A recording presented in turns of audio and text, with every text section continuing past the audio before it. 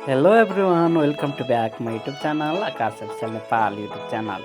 आज पनि तपाईँहरूको माझमा मैले ल्याएर आएको छु तनहुँ जिल्ला बन्दीपुर गाउँपालिका वडा नम्बर 4 स्थित भोमर्से जुमडाँडा अनि तामाङ डाँडा सहितको भिडियो।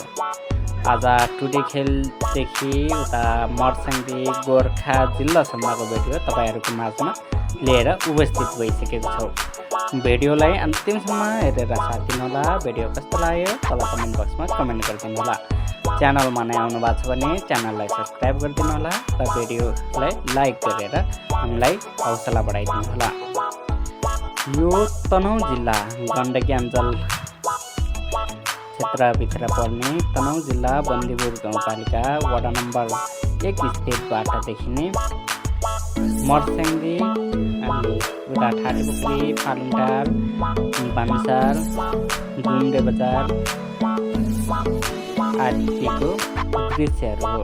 यहाँबाट विभिन्न ठाउँको हरियाली दृश्यहरू देख्नको साथै आकाशमा निलो आकाश र सेतो बादलको गुन्डोले छोपिएको अनि चारैतिर हिम श्रृङ्खलाहरूले निकै मनमोहक बनाउने दृश्यहरू तपाईँहरूलाई देखाउनेछु।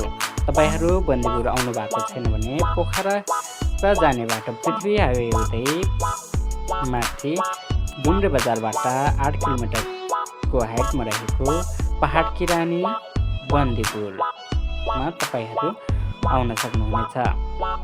यस्तै भिडियो हेर्नका लागि आकाश अफिसियल नेपाल युट्युब च्यानललाई सब्सक्राइब गरेर हामीसँग जोडिनुहोला। यो हो टुडे खेलबाट देखिने दृश्यहरू। पहाड की रानी उपनामले चिनिने ठाउँ बन्दीपुर तनहुँ जिल्लामा अवस्थित रहेको यो बन्दीपुर पहाड की रानी उपनामले पनि चिनिन्छ। कुनै समयमा यसलाई भूतको सहर भनेर पनि चिनिने गरिन्थ्यो।